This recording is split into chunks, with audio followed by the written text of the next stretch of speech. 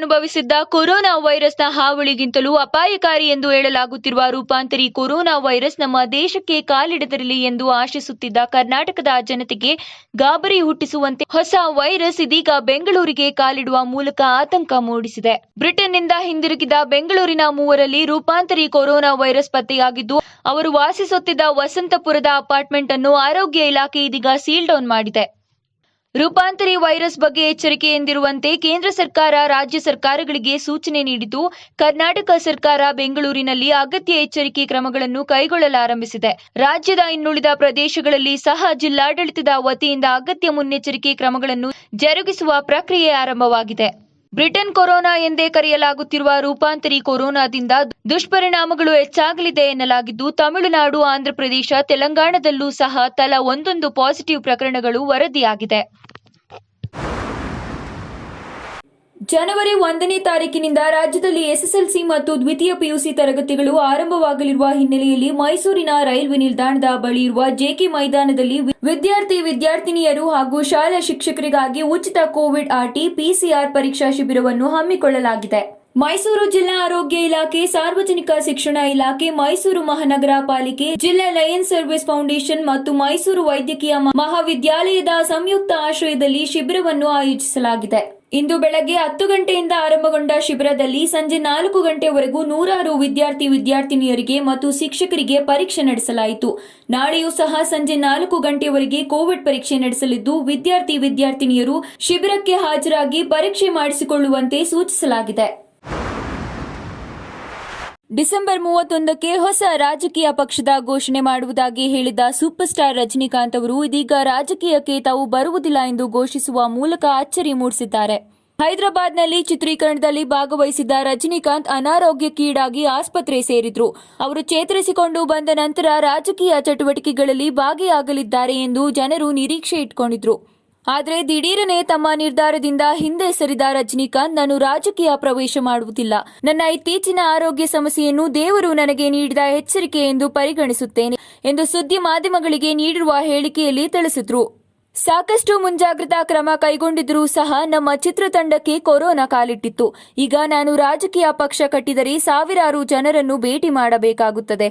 ಆ ಕಾರಣದಿಂದ ನಾನು ರಾಜಕೀಯಕ್ಕೆ ಬರದಿರಲು ನಿರ್ಧರಿಸಿದ್ದೇನೆ ಎಂದು ರಜನಿಕಾಂತ್ ಸ್ಪಷ್ಟಪಡಿಸಿದ್ದಾರೆ. ಮೈಸೂರಿನಲ್ಲಿ ಕಟ್ಟಡ ತ್ಯಾಜ್ಯ ಸಂಸ್ಕರಣಾ ಘಟಕವನ್ನು ಸ್ಥಾಪಿಸಲು ಮೈಸೂರು ಮಹಾನಗರ ಪಾಲಿಕೆಯ ಕೌನ್ಸಿಲ್ ಸಭೆ ಅನುಮೋದನೆ ನೀಡಿದೆ. ಮೇಯರ್ ತಸ್ನೀಂ ಅವರ ಅವಧಿಯು ಇನ್ನೇನು ಅಂತ್ಯಗೊಳ್ಳಲಿರುವ ಹಿನ್ನೆಲೆಯಲ್ಲಿ ಅವರ ಅಧ್ಯಕ್ಷತೆಯಲ್ಲಿ ನಡೆದ ಕೊನೆಯ ಕೌನ್ಸಿಲ್ ಸಭೆ ಇದಾಗಿದ್ದು, ಈ ಸಭೆಯಲ್ಲಿ ಮೈಸೂರಿನಲ್ಲಿ ಕಟ್ಟಡಗಳ ತ್ಯಾಜ್ಯಗಳ ಸಂಸ್ಕರಣಾ ಘಟಕ ಸ್ಥಾಪನೆ, ರಸ್ತೆ, ವೃತ್ತ, ಉದ್ಯಾನವನಗಳಿಗೆ ನಾಮಕರಣ, ನಗರದಲ್ಲಿ ಎಲ್ಇಡಿ ಬೀದಿ ದೀಪಗಳ ಅಳವಡಿಕೆ, ಕುಡಿಯುವ ನೀರು, ರಸ್ತೆ ಅಭಿವೃದ್ಧಿ ಕಾಮಗಾರಿಗಳನ್ನು ಕೈಗೊಳ್ಳುವ ಬಗ್ಗೆ ಚರ್ಚೆ ನಡೆಸಲಾಯಿತು. ಕಟ್ಟಡ ತ್ಯಾಜ್ಯ ಸಂಸ್ಕರಣಾ ಘಟಕದ ನಿರ್ಮಾಣ ಕಾಮಗಾರಿಯನ್ನು ಸುಸ್ಥಿರ ಟ್ರಸ್ಟ್ಗೆ ವಹಿಸುವ ವಿಚಾರ ಚರ್ಚೆಗೆ ಬಂದಾಗ ಹಲವು ಸದಸ್ಯರು ಟೆಂಡರ್ ಮೂಲಕ ಯಾವ ಕಂಪನಿ ಸಮರ್ಥವಾಗಿದೆಯೋ ಅದಕ್ಕೆ ಕಾಮಗಾರಿ ವಹಿಸಿ, ಪೂರ್ವ ನಿರ್ಧಾರಿತ ನಿರ್ಮಾಣಗಳನ್ನು ಕೈಗೊಳ್ಳಬೇಡಿ ಎಂದು ತಕರಾರು ತೆಗೆದರು. ಸಭೆಯಲ್ಲಿ ಪಾಲ್ಗೊಂಡಿದ್ದ ಸಂಸದ ಪ್ರತಾಪ್ ಸಿಂಹ ಅವರು ಮಾತನಾಡಿ, ಮೈಸೂರಿನ ರಿಂಗ್ ರೋಡ್ನ 2 ಬದಿಗಳು ತಿಪ್ಪೆಗುಂಡಿಗಳಂತಾಗಿವೆ. ಕಟ್ಟಡಗಳನ್ನು ಕೆಡವಿದಾಗ ಉತ್ಪತ್ತಿಯಾಗುವ ತ್ಯಾಜ್ಯವನ್ನು ವಿಲೇವಾರಿ ಮಾಡುವ ಜವಾಬ್ದಾರಿ ಮೈಸೂರು ನಗರಾಭಿವೃದ್ಧಿ ಪ್ರಾಧಿಕಾರಕ್ಕೂ ಇದ್ದು, ಪ್ರಾಧಿಕಾರವು ಕಾರ್ನರ್ ಸೈಟ್ಗಳನ್ನು ಒಳಗಿಂದ ಒಳಗೆ ಮಾರಾಟ ಮಾಡುವುದರಲ್ಲಿ ನಿರತವಾಗಿದೆಯೇ ಹೊರತು ತ್ಯಾಜ್ಯ ವಿಲೇವಾರಿ ಕುರಿತು ತಲೆಯನ್ನೇ ಕೆಡಿಸಿಕೊಂಡಿಲ್ಲ ಎಂದು ಆರೋಪಿಸಿದರು. ಮಾಜಿ ಸಚಿವರಾದ ದಿವಂಗತ ಅಜಿತ್ ಸೇಠ್ ಅವರ 100ನೇ ಹುಟ್ಟುಹಬ್ಬವನ್ನು ಅರ್ಥಪೂರ್ಣವಾಗಿ ಆಚರಿಸಲು ಉದ್ದೇಶಿಸಲಾಗಿದ್ದು, ಅದರ ಅಂಗವಾಗಿ ಮೈಸೂರಿನ ಉದಯಗಿರಿಯಲ್ಲಿರುವ ಮೆಜೆಸ್ಟಿಕ್ ಶಾಲೆಯಲ್ಲಿ ಡಿಸೆಂಬರ್ 30ರಂದು ಉದ್ಯೋಗ ಮೇಳವನ್ನು ಆಯೋಜಿಸಲಾಗಿದೆ ಎಂದು ನಿವೃತ್ತ ಪ್ರಾಧ್ಯಾಪಕರಾದ ನಬಿಲಿಯನ್ ತಿಳಿಸಿದರು. ವಿವಿಧ ಸಂಸ್ಥೆಗಳು ಉದ್ಯೋಗ ಮೇಳದಲ್ಲಿ ಭಾಗವಹಿಸಲಿದ್ದು, ಕೊರೋನಾ ದೆಸೆಯಿಂದ ಹಲವಾರು ಮಂದಿ ಉದ್ಯೋಗ ಕಳೆದುಕೊಂಡಿದ್ದ ಅವರಿಗೆ ಮತ್ತೆ ಅವಕಾಶಗಳನ್ನು ಸಿಗಲಿ ಎಂಬ ಉದ್ದೇಶದಿಂದ ಉದ್ಯೋಗ ಮೇಳವನ್ನು ಆಯೋಜಿಸಲಾಗಿದೆ ಎಂದು ಅವರು ಹೇಳಿದರು. ಸರ್, ಕಾರ್ಯಕ್ರಮ ಮಾಡ್ತಿರೋ ಉದ್ದೇಶ ಏನು ಸರ್? ಪ್ರತಿ ವರ್ಷ ಈ ಜನವರಿ 1ನೇ ತಾರೀಕು ನಮ್ಮ ಸಮುದಾಯದ ಒಂದು ಪ್ರಮುಖ ವ್ಯಕ್ತಿ ದಿವಂಗತ ಅಜಿತ್ ಸೇಠ್ ಸಾಹೇಬರು ಅವರ ಹುಟ್ಟುಹಬ್ಬ. ಈ ವರ್ಷ ಅವರ ಹುಟ್ಟುಹಬ್ಬದ 100ನೇ ವರ್ಷ. ಈ ಒಂದು ಸಂಭ್ರಮವನ್ನು ಆಚರಿಸೋದು, ಒಂದು ವಿಶೇಷವಾಗಿ ಆಚರಿಸಬೇಕು ಅನ್ನೋದು ಎಲ್ಲರ ಆಶಯ. ಹಾಗಾಗಿ ಈ ಒಂದು ಕೊರೋನಾ ಸಂಕಷ್ಟದಿಂದ ಸಾವಿರಾರು ಜನ ನಿರುದ್ಯೋಗಿಗಳಾಗಿದ್ದಾರೆ. ಆಹಾರ ಇದಕ್ಕೆ ಎಲ್ಲ ತೊಂದರೆ ಆಗಿದೆ, ಶಿಕ್ಷಣದ ಫೀಸಸ್ ಕೊಡೋದಕ್ಕೂ ಭಾಳ ಹಿಂಸೆ ಇದೆ. ಇಂಥ ಒಂದು ಸಮಯದಲ್ಲಿ ಆ ನಿರುದ್ಯೋಗಿಗಳಿಗೆ ಒಂದಿಷ್ಟು ಸಹಕಾರ ಮಾಡಬೇಕು ಅನ್ನೋ ಒಂದೇ ಉದ್ದೇಶಕ್ಕಾಗಿ ನಮ್ಮ ಮಾಜಿ ಶಿಕ್ಷಣ ಸಚಿವರು ಮತ್ತು ಕ್ಷೇತ್ರದ ಶಾಸಕರು ಆದಂಥ ಶ್ರೀಮಾನ್ ತನ್ವೀರ್ ಶೆಟ್ಟರವರ ಒಂದು ಕನಸು ಏನಂದರೆ ಈ ನಿರುದ್ಯೋಗಿಗಳಿಗೆ ಈ ಇತ್ತೀಚೆಗೆ ಉದ್ಯೋಗ ಕಳ್ಕೊಂಡಿರೋರಿಗೆ ಒಂದಿಷ್ಟು ಅನುಕೂಲ ಆಗಲಿ, ಇವ್ರಿಗೆ ಒಂದು ಮಾರ್ಗದರ್ಶನ ಮಾಡಿ ಅಂತ ಹೇಳಿ ಈ ಒಂದು ಉದ್ಯೋಗ ಮೇಳವನ್ನು ದಿನಾಂಕ 30/12 ಬೆಳಿಗ್ಗೆ 9:15 ಗಂಟೆಗೆ ನಾವು ಏರ್ಪಡಿಸಿದ್ದೀವಿ. 9:15 ಗಂಟೆಗೆ ರಿಜಿಸ್ಟ್ರೇಷನ್ ಆಗ್ತದೆ. ಹೆಸರಾಂತ ಕಂಪನಿಗಳಲ್ಲಿ ನಮ್ಮ ಮ್ಯಾಜಿಕ್ ಬಸ್ ಅನ್ನೋ ಒಂದು ಸಹಯೋಗದಿಂದ, ನಮ್ಮ ಮೆಜೆಸ್ಟಿಕ್ ಆಂಗ್ಲ ಮಾಧ್ಯಮ ಶಾಲೆಯ ಸಹಯೋಗದಿಂದ ಒಂದು ಬೃಹತ್ ಉದ್ಯೋಗ ಮೇಳ ಏರ್ಪಡಿಸಿದ್ದೀವಿ. ಇದರಲ್ಲಿ ಸುಮಾರು 16 ಕಂಪನಿಗಳು ಭಾಗವಹಿಸಿದ್ದಾರೆ. ರಾಜ್ಯ ವಿಧಾನ ಪರಿಷತ್ನ ಉಪಸಭಾಪತಿ ಎಸ್ಎಲ್ ಧರ್ಮೇಗೌಡ ಅವರು ರೈಲು ಗಾಡಿಗೆ ತಲೆ ಕೊಟ್ಟು ಆತ್ಮಹತ್ಯೆಗೆ ಶರಣಾಗಿದ್ದಾರೆ. ಸೋಮವಾರ ರಾತ್ರಿ ಕಡೂರಿನ ಗುಣಸಾಗರ ಎಂಬ ಊರಿನ ಬಳಿ ಈ ದುರ್ಘಟನೆ ನಡೆದಿದ್ದು, ಈ ಘಟನೆಗೆ ಮುಖ್ಯಮಂತ್ರಿ ಬಿಎಸ್ ಯಡಿಯೂರಪ್ಪ ಸೇರಿದಂತೆ ಹಲವು ರಾಜಕೀಯ ಪ್ರಮುಖರು ದಿಗ್ಭ್ರಮೆ ವ್ಯಕ್ತಪಡಿಸುತ್ತಾರೆ. ಧರ್ಮೇಗೌಡ ಅವರ ನಿಧನ ದಿಗ್ಭ್ರಮೆ ಮೂಡಿಸಿದೆ. ಅದನ್ನು ನಂಬಲಿಕ್ಕೆ ಸಾಧ್ಯವಾಗ್ತಿಲ್ಲ. ಶಾಸಕರಾಗಿ, ಉಪಸಭಾಪತಿಗಳಾಗಿ ಜನಮನ್ನಣೆ ಗಳಿಸಿದ್ದ ಅವರ ದುರಂತ ಅಂತ್ಯ ಅತ್ಯಂತ ದುಃಖವನ್ನುಂಟು ಮಾಡಿದೆ ಎಂದು ಸಿಎಂ ಯಡಿಯೂರಪ್ಪ ತಿಳಿಸಿದ್ದಾರೆ. ಮಾಜಿ ಪ್ರಧಾನಿ ಎಚ್ಡಿ ದೇವೇಗೌಡ ಅವರು ಧರ್ಮೇಗೌಡ ಅವರ ಆತ್ಮಹತ್ಯೆ ಸುದ್ದಿ ಆಘಾತವನ್ನುಂಟು ಮಾಡಿದೆ. ಅವರು ಶಾಂತ ಮತ್ತು ಸಭ್ಯ ವ್ಯಕ್ತಿ ಎಂದು ತಿಳಿಸಿದ್ದಾರೆ. ಮಾಜಿ ಮುಖ್ಯಮಂತ್ರಿ ಸಿದ್ದರಾಮಯ್ಯ ಅವರು ಧರ್ಮೇಗೌಡ ಅವರ ಸಾವಿನಿಂದ ಆಘಾತಕ್ಕೀಡಾಗಿದ್ದೇನೆ. ಅವರ ಕುಟುಂಬದ ಸದಸ್ಯರು ಮತ್ತು ಅಭಿಮಾನಿಗಳ ದುಃಖದಲ್ಲಿ ನಾನು ಕೂಡ ಭಾಗಿಯಾಗಿದ್ದೇನೆ. ಶೋಕತಪ್ತ ಕುಟುಂಬಕ್ಕೆ ನನ್ನ ಸಂತಾಪಗಳು ಎಂದು ಹೇಳಿದ್ದಾರೆ. ಮಾಜಿ ಮುಖ್ಯಮಂತ್ರಿ ಎಚ್ಡಿ ಕುಮಾರಸ್ವಾಮಿ ಅವರು ಚಾದಳದ ಹಿರಿಯ ಮುಖಂಡರು ಮತ್ತು ನನ್ನ ಸೋದರರಂತಿದ್ದ ಧರ್ಮೇಗೌಡ ನಿಷ್ಕಲ್ಮಶ ವ್ಯಕ್ತಿತ್ವದ ಸಜ್ಜನ ರಾಜಕಾರಣಿಯಾಗಿದ್ದು, ಅವರ ಸಾವು ಬರೀ ಸಾವಲ್ಲ, ಅದು ರಾಜಕೀಯ ಕೊಲೆ ಎಂದು ಅಭಿಪ್ರಾಯಪಟ್ಟಿದ್ದಾರೆ. ವಿಧಾನ ಪರಿಷತ್ ಉಪಸಭಾಪತಿ ಧರ್ಮೇಗೌಡ ಅವರು ಆತ್ಮಹತ್ಯೆ ಮಾಡಿಕೊಂಡ ಪ್ರಕರಣ ಕುರಿತು ತೀವ್ರ ವಿಷಾದ ವ್ಯಕ್ತಪಡಿಸಿರುವ ಕೆಪಿಸಿಸಿ ಅಧ್ಯಕ್ಷರಾದ ಡಿಕೆ ಶಿವಕುಮಾರ್ ಅವರು ಈ ಪ್ರಕರಣದ ಹಿಂದೆ ವೈಯಕ್ತಿಕ ವಿಚಾರ ಕಾರಣವಾಗಿದೆಯೋ ಅಥವಾ ರಾಜಕೀಯ ಕಾರಣವಾಗಿದೆಯೋ ಎಂಬುದು ಗೊತ್ತಾಗ್ತಿಲ್ಲ ಎಂದಿದ್ದಾರೆ. ಧರ್ಮೇಗೌಡ ಅವರು ಬಹಳ ಸೂಕ್ಷ್ಮವಾದ ವ್ಯಕ್ತಿ. ಅವರು ಯಾವ ವಿಚಾರಕ್ಕೆ ಹೀಗೆ ಧೈರ್ಯ ಕಳೆದುಕೊಂಡ್ರು ಎಂಬುದು ಅರ್ಥವಾಗ್ತಿಲ್ಲ. ಅವರ ಕುಟುಂಬಕ್ಕೆ ಬಹಳ ದೊಡ್ಡ ಅನ್ಯಾಯವಾಗಿದೆ. ಅವರ ಕುಟುಂಬದವರಿಗೆ ನೋವು ಎದುರಿಸುವ ಶಕ್ತಿ ಸಿಗಲಿ ಎಂದು ಪ್ರಾರ್ಥಿಸುವುದಾಗಿ ಡಿಕೆಶಿ ತಿಳಿಸಿದರು. ನನಗೆ ನಂಬಲಿಕ್ಕೆ ಸಾಧ್ಯ ಇಲ್ಲ. ನಾವೆಲ್ಲ ಸಾಮಾಜಿಕವಾಗಿ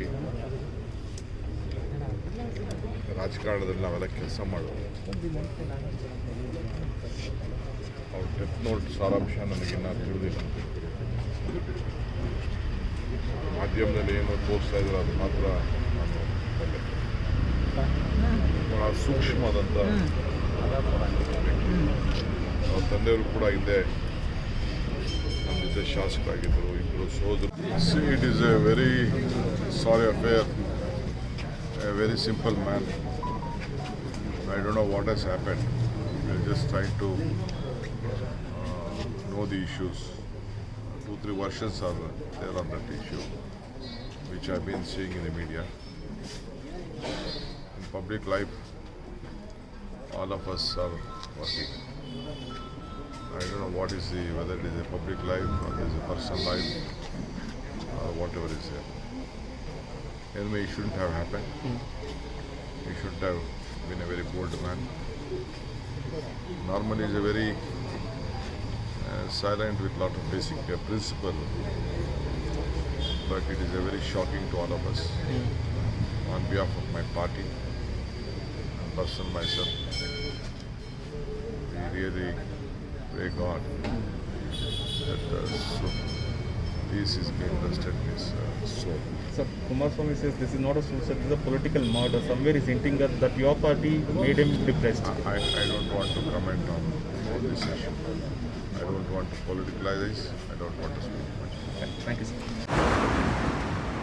ಕುರುಬ ಸಮುದಾಯವನ್ನು ಪರಿಶಿಷ್ಟ ವರ್ಗಕ್ಕೆ ಸೇರಿಸುವಂತೆ ಆಗ್ರಹಿಸಿ ನಡೆಸುತ್ತಿರುವ ಹೋರಾಟದಲ್ಲಿ ಯಾರು ರಾಜಕೀಯ ಬೆರೆಸುವುದು ಬೇಡ. ನಮ್ಮ ಹೋರಾಟದ ವೇದಿಕೆಯಲ್ಲಿ ಸ್ವಾಮೀಜಿಗಳು ಇರುವುದರಿಂದ ಅದನ್ನು ದೇವಸ್ಥಾನ ಎಂದು ಭಾವಿಸೋಣ. ನಮ್ಮ ರಾಜಕಾರಣವನ್ನು ಚಪ್ಪಳಿ ಬಿಡುವ ಜಾಗದಲ್ಲಿ ಬಿಟ್ಟು ಬರೋಣ ಎಂದು ರಾಜ್ಯ ಗ್ರಾಮೀಣಾಭಿವೃದ್ಧಿ ಸಚಿವರಾದ ಕೆಎಸ್ ಈಶ್ವರಪ್ಪ ಕರೆ ನೀಡಿದ್ದಾರೆ.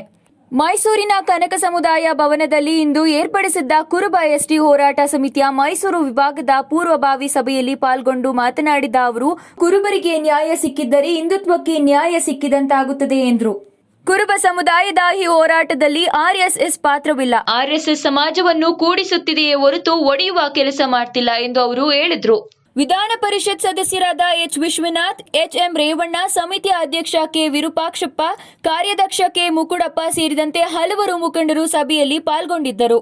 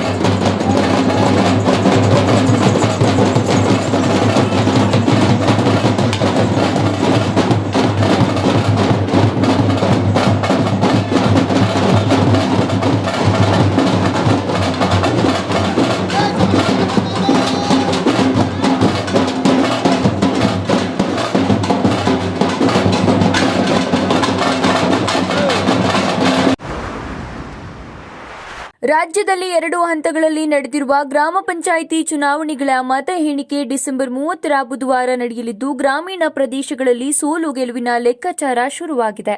ಮೈಸೂರು ಜಿಲ್ಲೆಯ 250 ಗ್ರಾಮ ಪಂಚಾಯಿತಿಗಳ ಫಲಿತಾಂಶ ಸಹ ನಾಳೆ ಬಹಿರಂಗವಾಗಲಿದ್ದು, ಮತ ಎಣಿಕೆಗೆ ಬೇಕಾದ ಸಿದ್ಧತೆಗಳನ್ನು ಜಿಲ್ಲಾಡಳಿತ ಮಾಡಿಕೊಂಡಿದೆ. ಮೈಸೂರಿನ 8 ತಾಲೂಕು ಕೇಂದ್ರಗಳಲ್ಲಿ ಮತ ಎಣಿಕೆ ನಡೆಯಲಿದ್ದು, ಬೆಳಗ್ಗೆ 8 ಗಂಟೆಯಿಂದಲೇ ಮತಗಳ ಎಣಿಕೆ ಪ್ರಕ್ರಿಯೆ ಪ್ರಾರಂಭವಾಗಲಿದೆ. ಮೈಸೂರು ತಾಲೂಕಿನ ಮತ ಎಣಿಕೆಗಾಗಿ ನಗರದ ಮಹಾರಾಣಿ ಕಾಲೇಜಿನಲ್ಲಿ, ನಂಜನಗೂಡಿನ ಬಾಲಕರ ಸರ್ಕಾರಿ ಪದವಿ ಪೂರ್ವ ಕಾಲೇಜಿನಲ್ಲಿ, ಟಿ ನರಸೀಪುರದ ವಿದ್ಯೋದಯ ಶಾಲೆಯಲ್ಲಿ, ಹುಣಸೂರಿನ ಸಂತ ಜೋಸೆಫ್ ಶಾಲೆಯಲ್ಲಿ, ಪಿರಿಯಾಪಟ್ಟಣದ ಪುಷ್ಪ ಕಾನ್ವೆಂಟ್ನಲ್ಲಿ, ಕೆಆರ್ ನಗರದ ಸರ್ಕಾರಿ ಪ್ರಥಮ ದರ್ಜೆ ಕಾಲೇಜಿನಲ್ಲಿ, ಎಚ್ಡಿ ಕೋಟೆಯ ಸೇಂಟ್ ಮೇರಿಸ್ ಶಾಲೆಯಲ್ಲಿ, ಸರಗೂರಿನ ಮತ ಪೆಟ್ಟಿಗೆಗಳನ್ನು ಎಚ್ಡಿ ಕೋಟೆಯ ಸರ್ಕಾರಿ ಪ್ರಥಮ ದರ್ಜೆ ಕಾಲೇಜಿನಲ್ಲಿ ಎಣಿಕೆ ಮಾಡಲು ಸಿದ್ಧತೆ ಮಾಡಲಾಗಿದೆ.